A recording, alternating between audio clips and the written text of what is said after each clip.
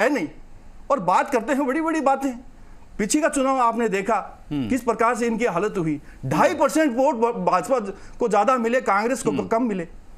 तो हर क्षेत्र के अंदर फैल रहने वाली सरकार, अपने वादों से मुकरने वाली सरकार, गांव की सरकार, इनकी सत्ता होने के यह ट्रेंड है कि सत्ता जिनकी होती है गांव में उनका ट्रेंड ज्यादा बढ़ता है। लेकिन क्या हुआ पिछली बार का पता है कि इनकी सीटें कम आई। जिला परिषद में देख लीजिए 21 में से 14 भारतीय जनता पार्टी, 5 ये रहे और 105 प्रधान भारतीय जनता पार्टी के बनते हैं। जिन आंकड़ों का जिक्र ज्यादा बनते हैं हमारे, लेकिन इन्होंने सेंधमारी करी है, सेंधमारी करने की कोशिश करी है। ज्योति जी, जिन आंकड़ों का जिक्र वो कर रहे हैं उनसे आप कितना इत्तेफाक रख रही हैं? और मैं कहना चाहूंगी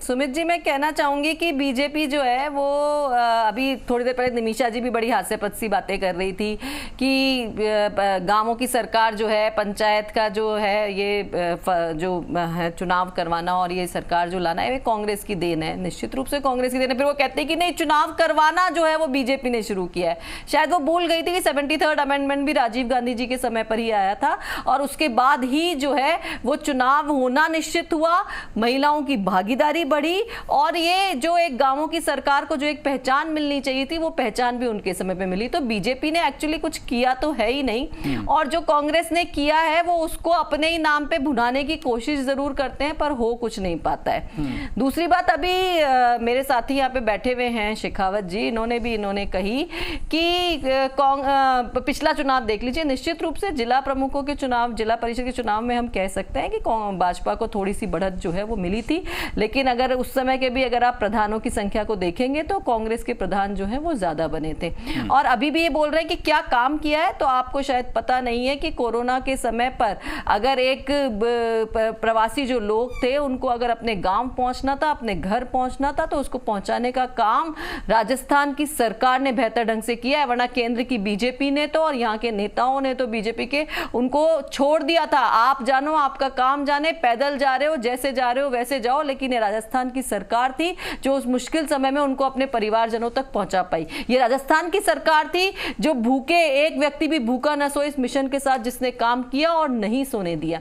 तो ये राजस्थान की सरकार ने हर एक व्यक्ति से, चाहे कोरोना के मुश्किल समय में अगर सीधे नहीं मिल पा रहे थे तो सरपंच स्तर तक, प्रधान स्तर तक, पंचायत समिति के सदस्यों तक सीधे मुख्यमंत्री जी ने बात की है, उनकी परेशानियों को सुना है और वहां पर उस क्षेत्र की समस्या का समाधान कैसे हो सकता है ये माननीय मुख्यमंत्री जी ने खुद ने देखा है, उसको मॉनिटर किया है और उस काम को करवाया है। हमारा हर एक विधायक जो है वो, अगर आप अभी भी देखेंगे तो वो हमेशा जनता के बीच में रह करके जनता को कैसे सुविधाएं मुहैया हो सके, उन्हें कैसे वैक्सीन की सुविधा अभी जो है वो मिल सके। राजस्थान उसमें नंबर 1 है पूरे देश में। राजस्थान बहुत बेहतर ढंग से काम करके वैक्सीन लगाने का काम कर रहा है और इसी बात का परिणाम है कि आज हम कोरोना को थोड़ा कंट्रोल करने में जो है एक सफल प्रयास जो हमारा साबित हुआ है जी। आप विकास की अगर गति को देखेंगे तो न केवल गांवों में, और ये इन्होंने पहले उसके पहले गांवों की बात की, उसके बाद शहरी निकायों के चुनाव में अगर ये बोलते हैं कि कांग्रेस गांवों की सरकार है तो बीजेपी को अगर शहरी सरकार अगर माना जाता है तो आपने पिछले